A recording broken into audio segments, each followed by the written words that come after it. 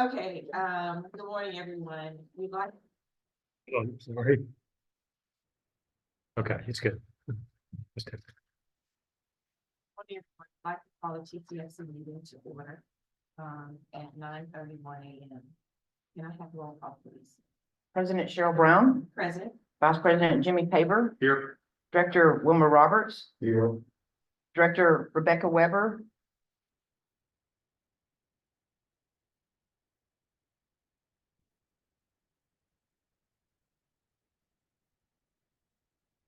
Can I pause here for a second? There's a possibility she logged on in the housing authority link. Steve, when we went on the housing authority, did we happen to see her log I on? didn't see her. okay, and I sent them to you. Okay, Would someone please double check so we Can someone call her?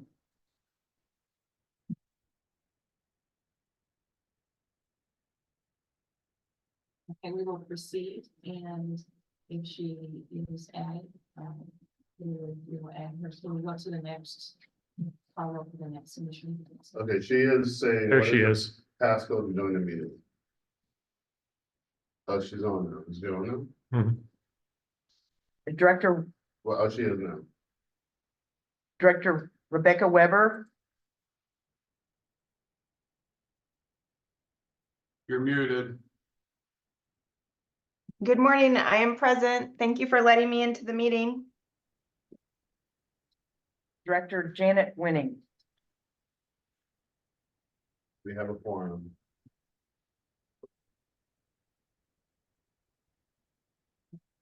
Is there anyone in the public wishing to speak to, the board for TCFC? No, ma'am.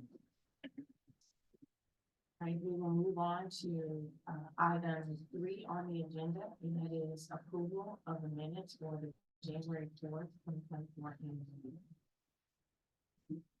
I hope the motion to approve. Is there a second? Second. All in favor? Aye. Aye. All, any abstentions? Abstain, I wasn't at the meeting. That motion passes. Item number 4, any discussion regarding new or modified terms of the new development projects? So I just want to share that last Thursday, as you all know, we presented to the Commissioners Court what we have, what seemed to be consensus about the new terms relative to TCFC deals, which essentially doubles the amount of 60% units from 10% as required by the state code to 20. With the balance of those remaining at 80%. 30, so which would be 30%. So our hope is that we will move forward, and you'll see today the project that is about to come before you, it reflects such. That we will move forward with that, which also would mean ideally at the next meeting, we would modify those terms officially. Unless there's another change we want to make as well, to what Chair, we I'm previously. sorry, a point of order. There's members of the community trying to get into the meeting and they appear to be having the same issues that I had. Is there a public link for members of the community to join this meeting? The Or do Zoom you link, have a passcode? she had a password. That's what she got. Can you all look at the link? How did she get in? We didn't have a passcode. It was just a link. It's just the link should get you It's in. just a link. This one thing. There's no passcode. So I don't know if you heard that, Commissioner Weber, it was just a link. So they should be able to use the same link that you had. There's no passcode. Well, there is a passcode, but it should not be necessary. It's 822254. I believe one. Thank you. Who just told me that? Steve Pegler. Okay, thank you, Mr. Pegler. Sure. Just a point of order, Chair. Meetings need to be accessible to the public. This is not acceptable. There's no requirement to have it online.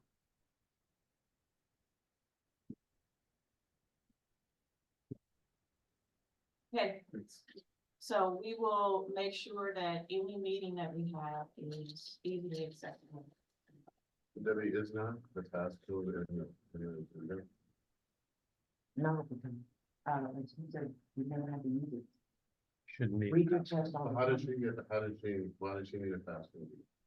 And where did she get it? It's the way your Zoom link is set up. Sometimes it picks up and then sometimes it doesn't.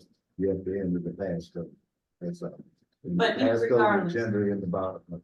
Yeah, so regardless of that, whenever there is something that we have where we're accessing it via the web, we just need to make sure that all of the communication is available. I raised this at our June meeting, Mr. Howard and Mr. Pegler, that I sent like 15 emails, no one would let me in. And y'all told me that you were gonna fix this. Okay, we will make sure that this is addressed. Thank you, Mrs. All right, so please continue, Mr. So that's essentially was it. We got feedback from the commissioner and we will. It'll be reflected in the future modification of the terms. In my attendance at the meeting, it appears that the majority of the commissioners were in agreement with, allowing us to do 30%. At least no formal vote was taken, but at least they all acknowledged that was there. Thank you all for attending that meeting. Any other discussion on item number 4? If not, we'll move on to action item 5, which is resolution number TCFC 2024-01. So this is our very first one for the year. And this is to approve inducing the Highway 183 and East William Cannon Drive apartments in partnership with an affiliate of a Savoy Equity Partners to be located at approximately the intersection of Highway 183 and East William Cannon Drive, and authorizing the negotiation and execution of a term sheet and other matters in connection therein. Thank you, President. Savoy Partners is a very seasoned development entity. They're out of the Dallas area. And they have been coming at the bit to partner with us. And so we look forward to this potential opportunity to expand the supply of both workforce housing, but also low-income housing as well. As we're pulling up the presentation, Steve, there's a PowerPoint presentation that we pulled up. So let's talk a little bit more as we're doing that. So the development is as indicated in the package. It is in an area that's emerging and it's growing very fast. If anyone's familiar with Southeast Austin, you know that the Eastern Park development is 12,000 houses. I'm going to say somewhat high-end housing in an area where there was traditionally not a lot of development going on. So this property is located in that vicinity in the northwest corner of the intersection of William Cannon, East William Cannon, and 183. Again, the opportunity to get ahead of development because we understand that because of the demand and the popularity of the area, that housing price, land will continue to increase in terms of costs. So we know that there is in transition, and this is quite an opportunity to see that happen. Unlike properties in the city of Austin, where you can demand higher rents, you will see differences there as relates to those properties versus what you're seeing here. So just keep that in mind as we're going through the discussion. Hunt, are you ready to present? Yes, Patrick, thank you for that lead. Oh, if so, thank you. So Steve, put it on, if you could put it on projection. And it looks like you guys have put together a great presentation. We have a presentation as well, and Yeah. ancillary materials should they be needed. But I'm going to hand it over to Barrett real quick to give a quick overview of who we are and what we specialize in. Sure. Thank you. Good morning. So Hunt and I are with Savoy Equity Partners. The principals of Savoy have been in Texas apartment business for 10 years. We started in Dallas and have done projects in San Antonio, Houston, Dallas, Austin over the past decade.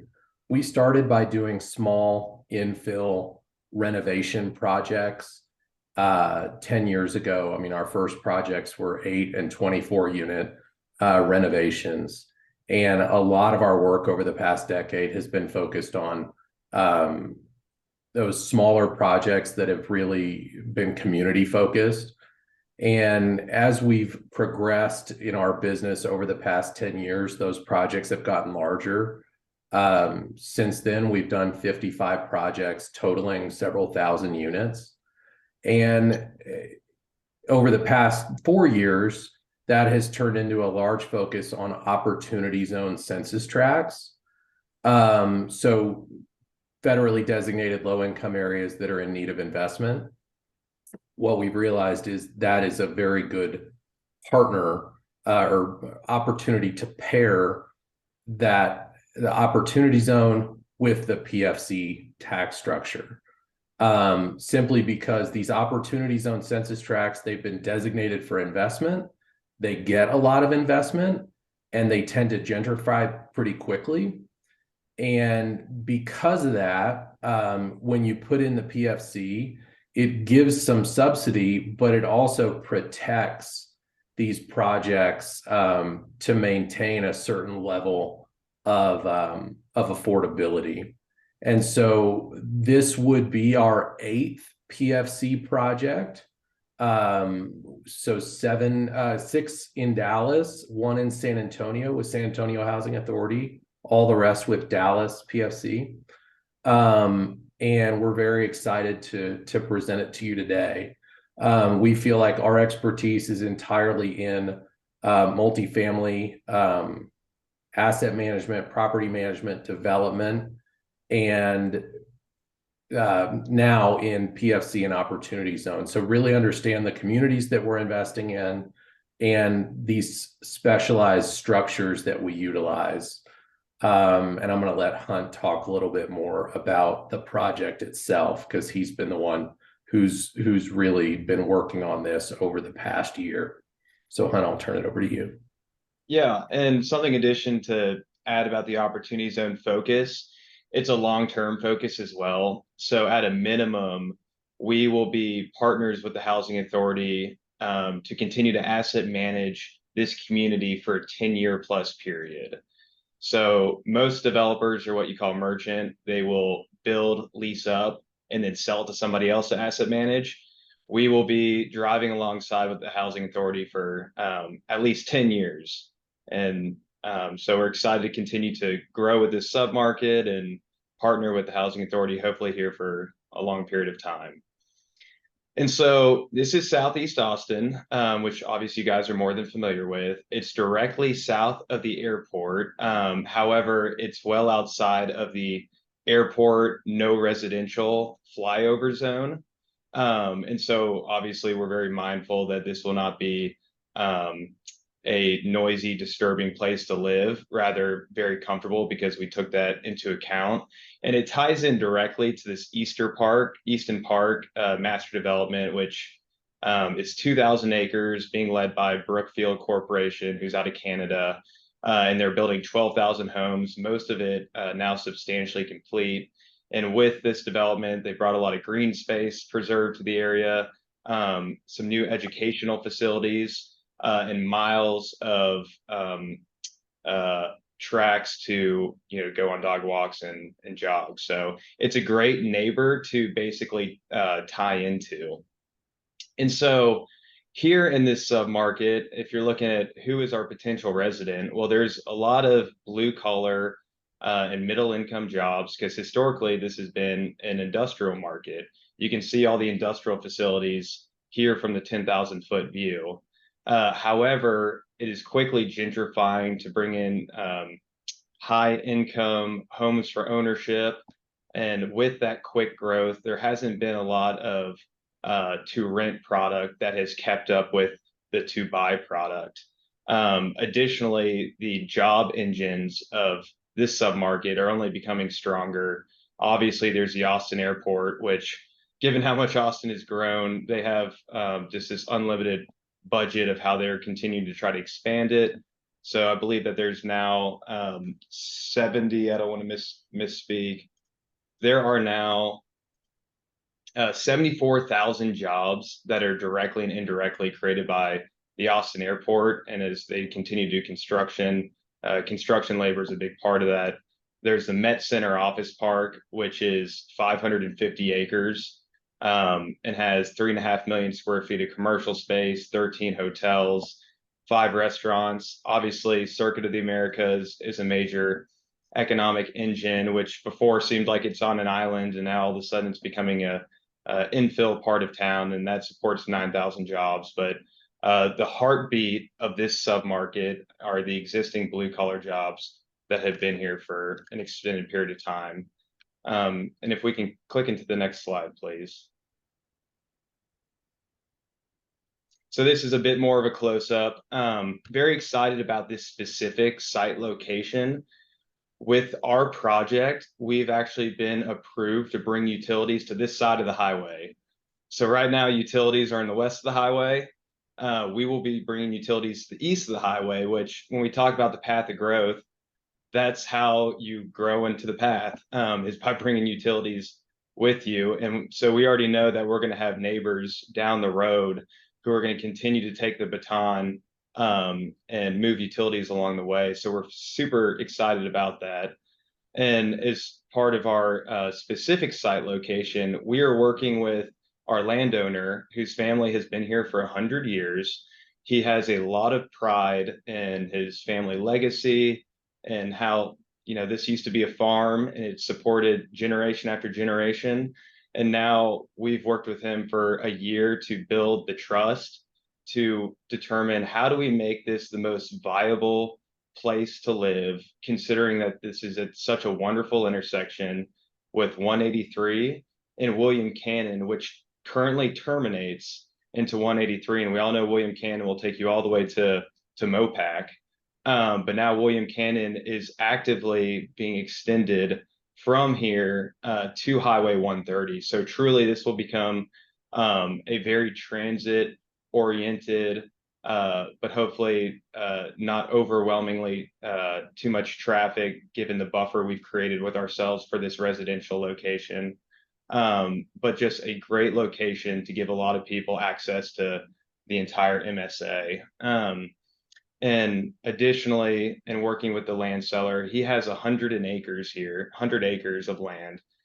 We are working on the first 14 acres to bring residential.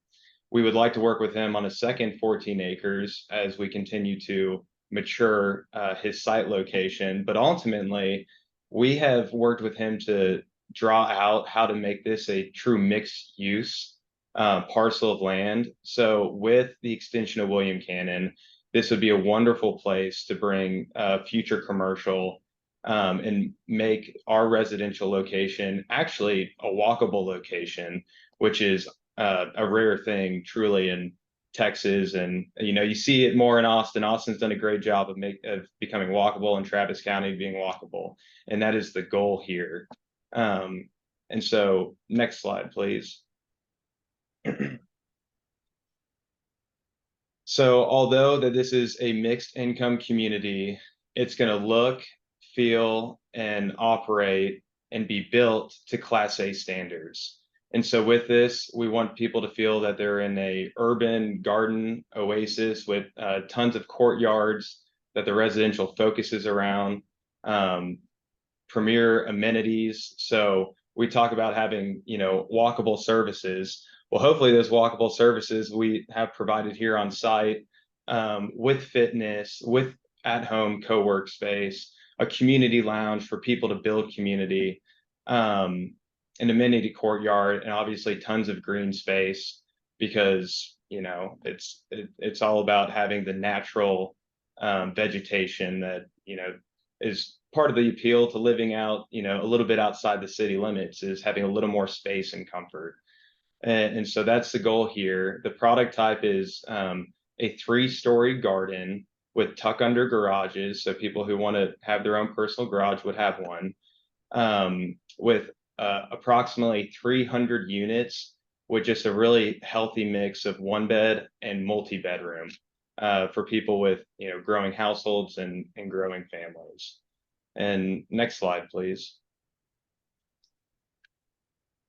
And so we've been working with Patrick to identify, obviously there's the minimum legislative standards, and Housing Authority Travis County, you guys have done a great job of going beyond those minimum standards at a minimum. And so now we're trying to continue to move the ball even further. And with Patrick, we identified obviously the initial 20% of units at 60, 30% at 80. But in addition to that, we are making 25% of the 2-bedroom units 60 AMI. So what that blends to is 22% of units at 60 and 29 at 80. And the payments to the Housing Authority are, as stated here on this slide, a structure fee, the sales tax exemption fee, which for 300 units equates to nearly $500,000, the developer fee sharing, and obviously the annual lease payments, which are based on the total construction cost, and then ongoing revenue associated to the property. And next slide, please. And so the cost for this project is anticipated to be about $240,000 per unit. And so that makes sense as you look at the sliding scale of home for ownership and home for leasing in a conventional multifamily community, that now the minimum price to own around here is about $350,000. And so we're providing homes that don't require down payment and are for rent. And we, all services with the maintenance, if you have a problem with the refrigerator, you need a light bulb replaced, ongoing contract services to take care of landscape, and to have people who work on site full-time, on-site management, and give you the full services and benefits of having a rental community rather than home ownership, but doing rental at an affordable rate. And so if you go to the next slide, please. Those rental rates and unit mixes are shown below.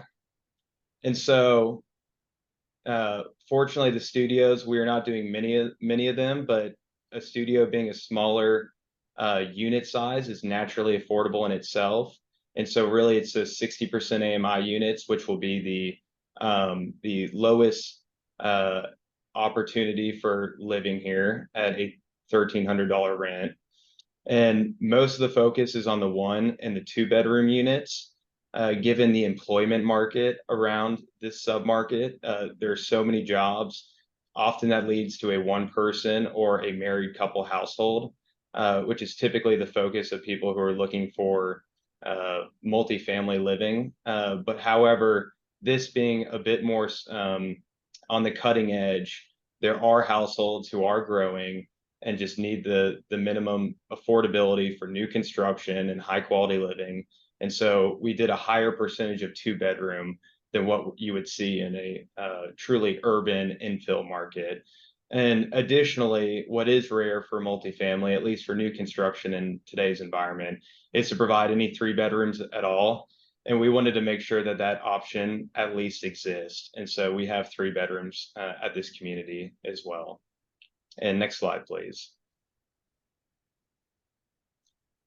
And we've worked with pro forma numbers, and the truth is we would not be able to provide any of this affordability without the PFC partnership. So with this partnership, this becomes a reality to provide 50% of the units to be income restricted, but still have Class A style finishes and product.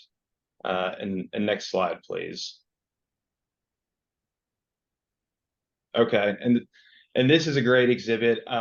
Obviously, we've listened to what is important to the county, to the housing authority, and public transit when it comes to affordable living is of the utmost importance. And so just as we work to bring utilities to this side of the highway, we are going to work with Cap Metro to basically create the next loop, which you can see our yellow dot in the southeast corner.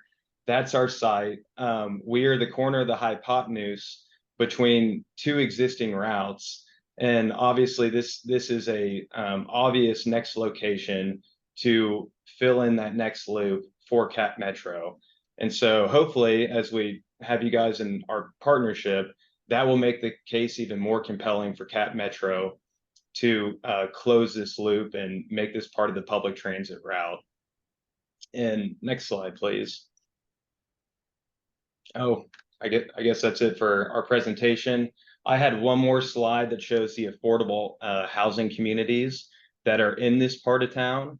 And you'll see that within a 3-mile radius, despite being next to the airport, next to the Met Center, next to Easton Park, there is only, according to HUD and affordableaustin.com, there is only one truly affordable community that is within a 3-mile radius of this site. And so with 12,000 new homes for sale and all the jobs in this location, there's obviously a dire need for new income restricted housing. And so look forward to walking through all the questions you guys might have.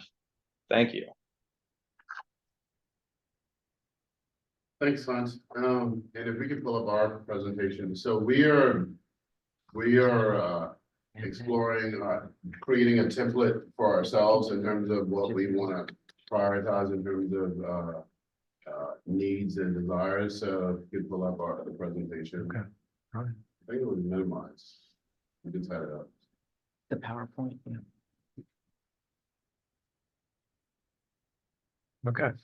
Okay, so, and I'm gonna peruse this briefly because you've heard almost all of this already. But just to give you an idea of what this looks like as far as what we're kind of playing around with. So obviously your vicinity, let's go back to my, Screenshot.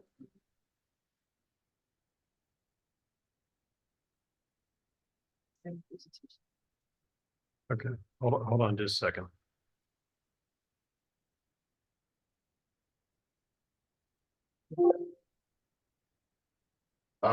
okay, so the title page, the resolution, go to slide, next slide. Please do this. This is site location map.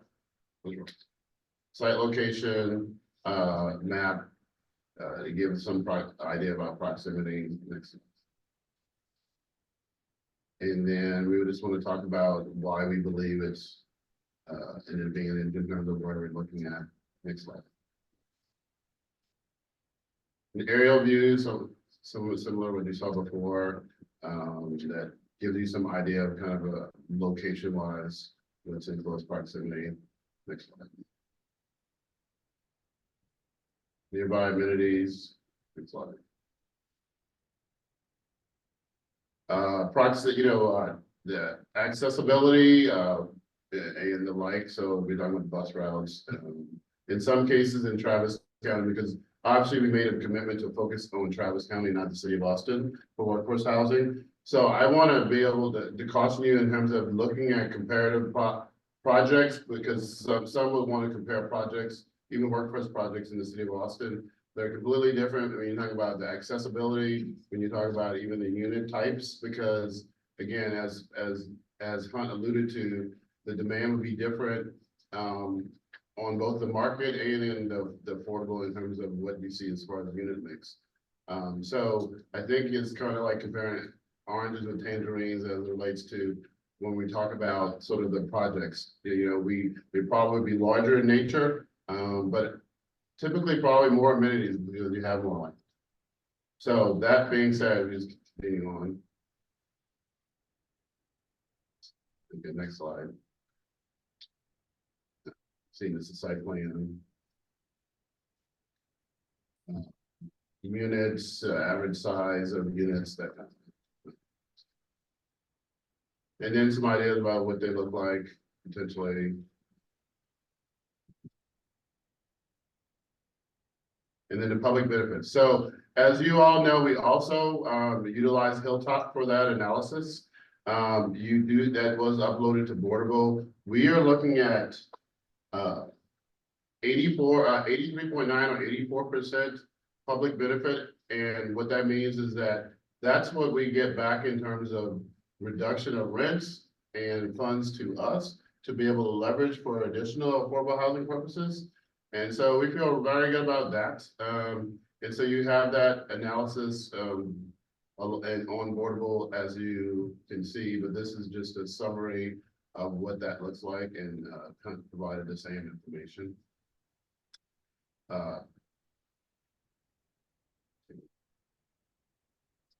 I did mention that it's an opportunity zone, and for those who haven't, sort of had experiences with that, it provides unique opportunities for low incomes in terms of jobs and the like. So I feel like there is opportunities beyond the scope of even just the development project in terms of what folks are going to benefit from because of this site in this location.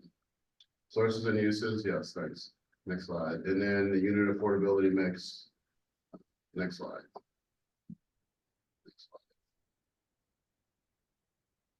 We tried to show the pro forma a little different because they're hard to read typically when you see a spreadsheet.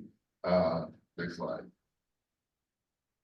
And then these are our standard terms as we are projecting them for the future. Obviously, we've changed the 10 to 20%, but this is what you all approved and have asked for, and they meet or exceed that in every category. That's it. Okay. Thank you. Are there any questions, any discussions on this resolution?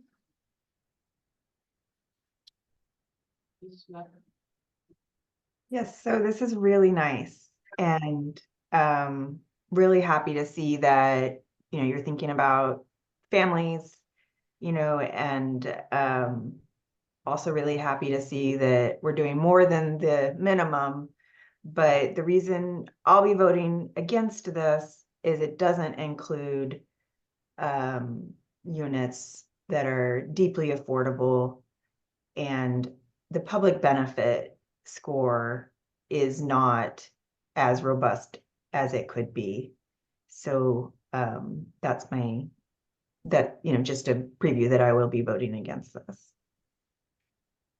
And I think my comments are very much in line with the comments from the Commissioners Court last week, that we need to be really looking at the public benefit when we're giving away this much of our county's taxes.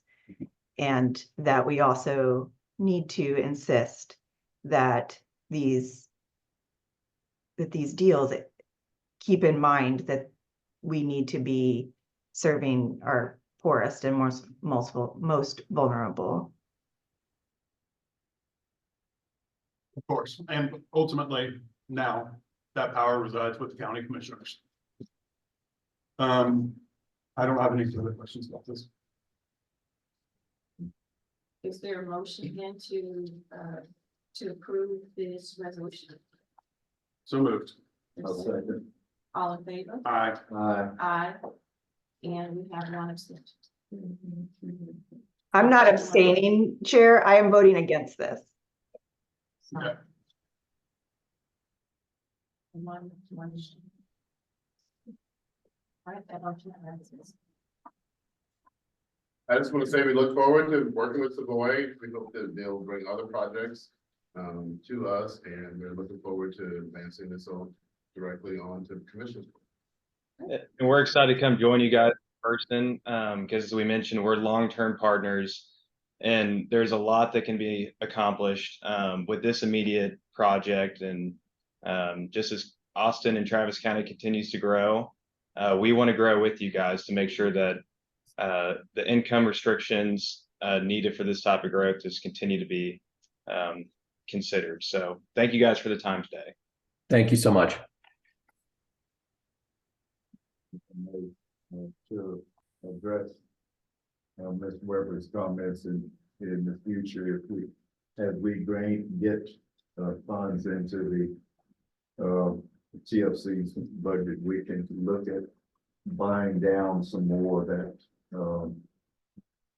those rates to get them to where we are. But right now, we're trying to sustain ourselves and move on out of it. Absolutely. I think that's the ultimate intention of the funds that we get is to buy down. I think that's the thing that was proposed in looking at this anyway. So I think that's the basis of as presented, the basis of the whole proposal. So, but thank you all for your due diligence and doing all of the research and writing this forward and stuff. And as Commissioner Paver stated, this rests in the hands of the commissioners. So we will take that over. Thank you. Just a point of order that probably that discussion should have taken place per Robert's rules during the discussion. Good morning. So what is included in the packet is the TCFC financials through December 31st. So right now we are actually closing the books because the fiscal year ended December 31st. So these are pretty much preliminary numbers, but since there's not much activity in TCFC. Just hold on 1 minute. Let's let them get this on the screen so everyone can see it. Okay. Sit down here.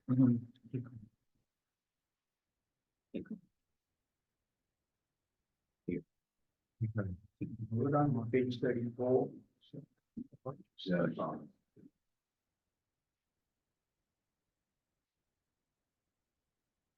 One more down, one more. Yeah, that's it, the balance sheet. Okay, so, oh, What's it? Click share one off. I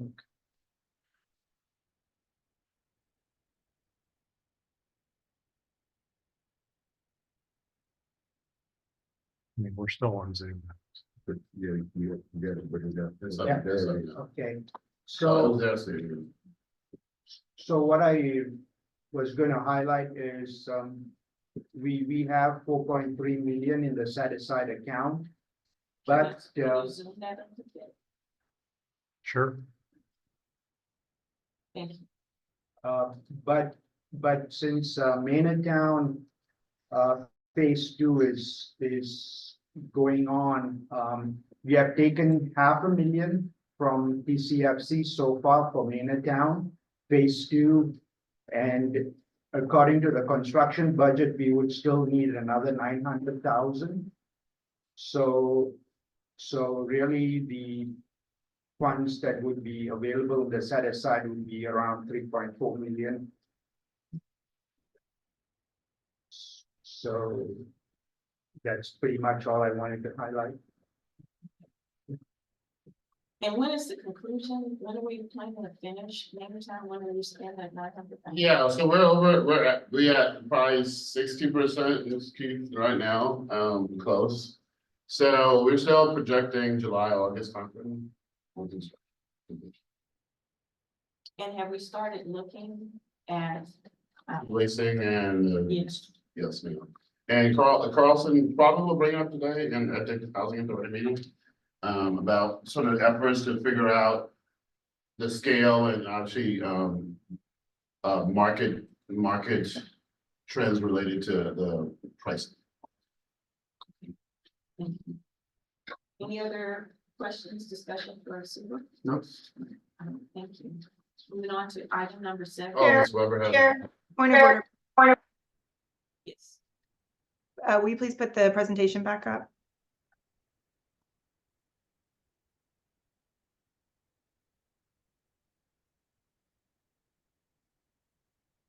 Let me lower my hand. Super, will you please talk to us more about the line item TCFC set aside text pool, that $4 million? There's a lot of confusion at Commissioner's Court about whether that 4 million has already been spent and how much is available to fix the houses at Carson Creek. Can you just talk a little bit more? And what is Tex Pool? Tax pool is the investment fund that is held by the Texas Controller's Office. It's where most of the, like the school districts and all, they invest, I mean, they have their funds in tax pool. They primarily invest in government, government security bonds, and it earns, right now it earns 5% in interest. That's why we pretty much moved all our funds to tax pool, whereas IBC pays 1%. So it's generating a lot of interest. That tax pool account has almost $7 million, $7.1 million in there. That 4.3 million is real money that is set aside for the, set aside fund. 900,000 would be needed for Maynardtown Phase 2. Carson Creek, we could take it out of this funds too, or if the county wants to give us funds, that's fine too. So funds are available in the set aside, fund to pay for Carson Creek.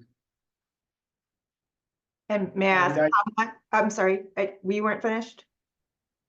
And I think the presentation at the HATC board meeting later today, we'll have more information on that.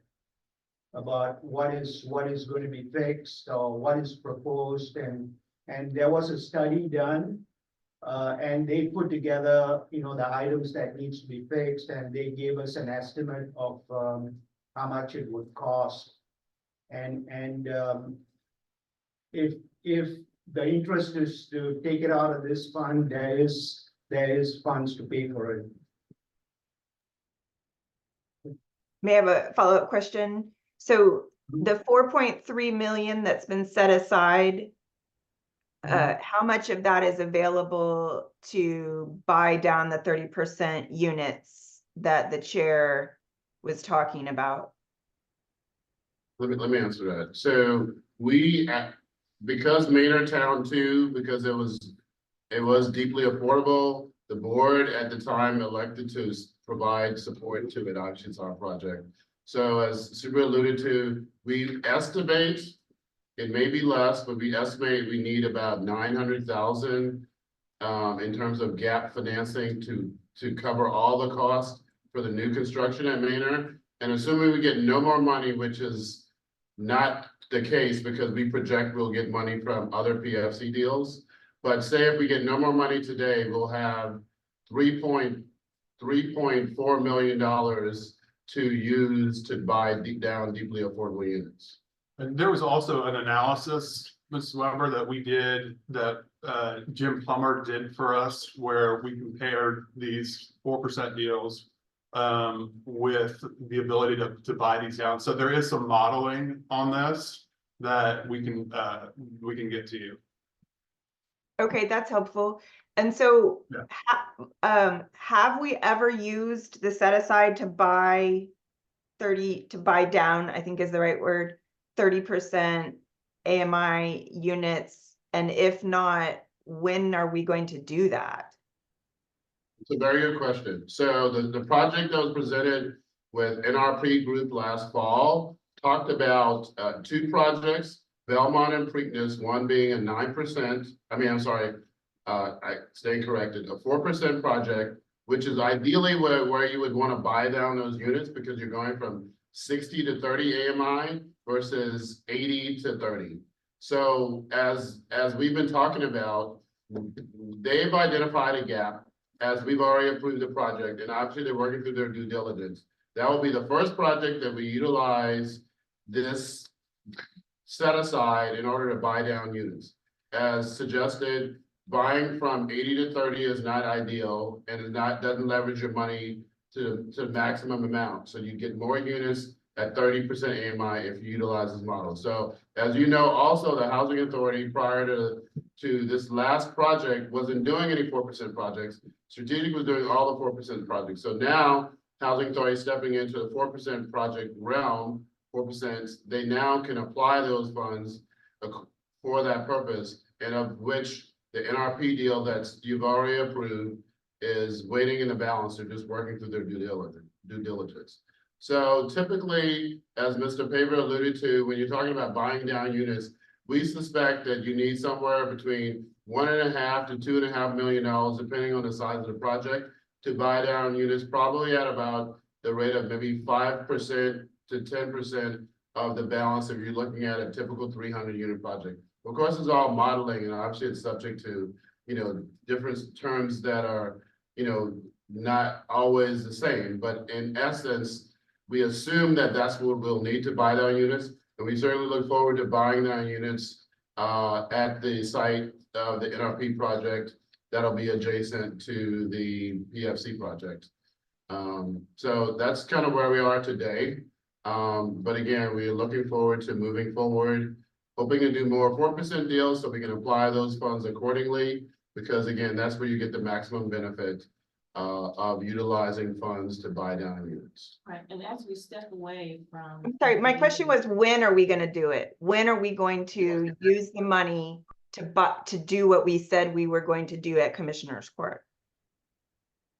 The NRP deal, which has already been approved, is pending. So as you know, the Commissioner's Court now have to approve the 4% deal because those two are tied together. So we haven't obviously presented that to Commissioner's Court yet. So when those two move forward, which we anticipate in the next 2 months, we'll be able to apply that in a scenario that makes sense.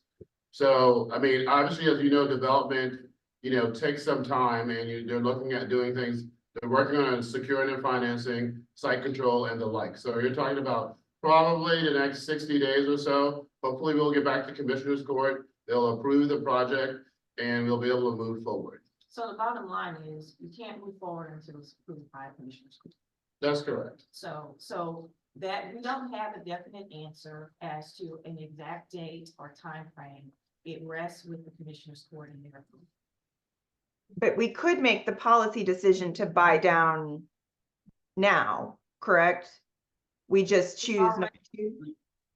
No, so a developer would come to us to buy down units. I mean, you don't infuse yourself in a development project. You will invite opportunities to do such. So, they submit the financing, they submit the package to a potential investor, and then they figure out where the gap is.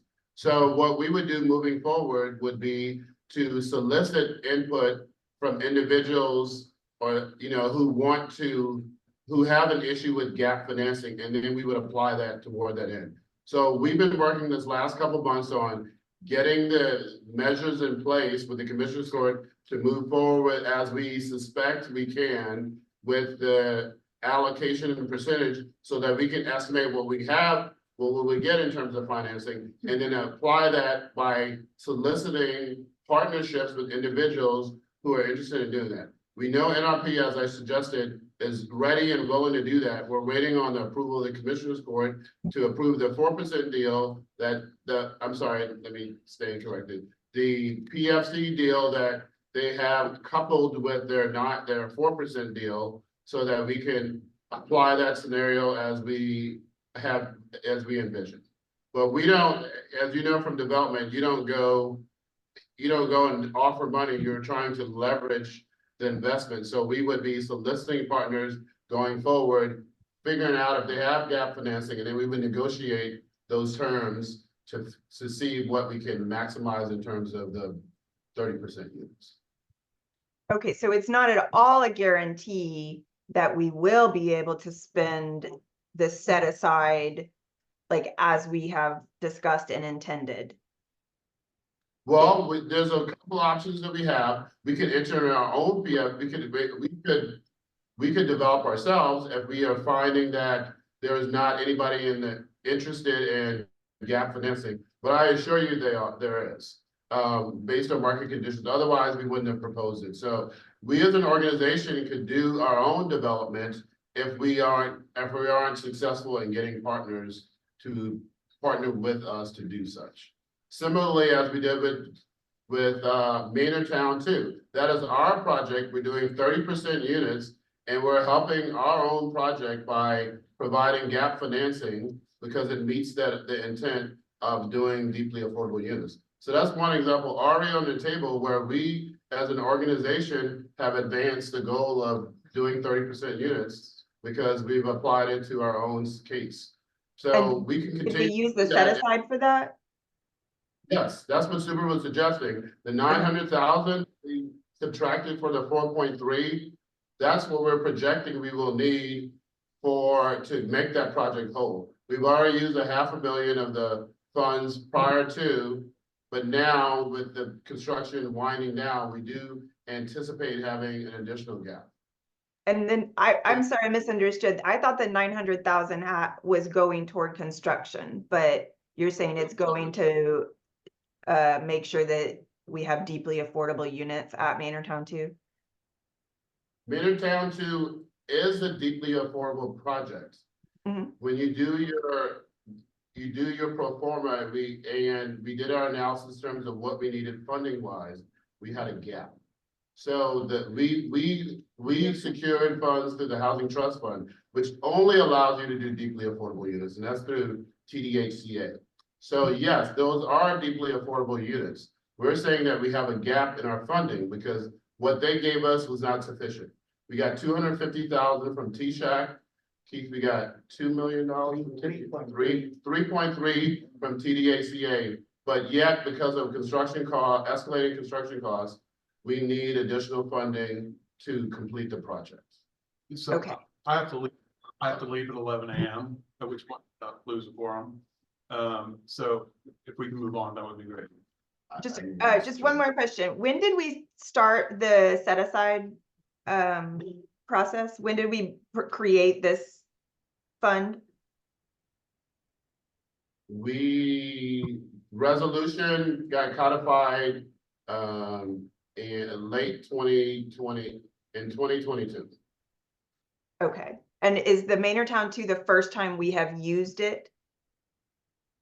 Yes. Okay. Thank you. Thank you for the information and the discussion. Thank you. Moving on to item number 7, real estate committee. Any board committee reports? The only report that we had was the one that was actually presented today for this particular resolution. There's no other discussions that we have. Moving on to item number 8. Is there any new and unfinished business? If there's none, is there a reason for an executive session? Is there a motion to adjourn the meeting? Second. All in favor? Right. Aye. All right. Ayes have it. Meeting's adjourned. Thank you.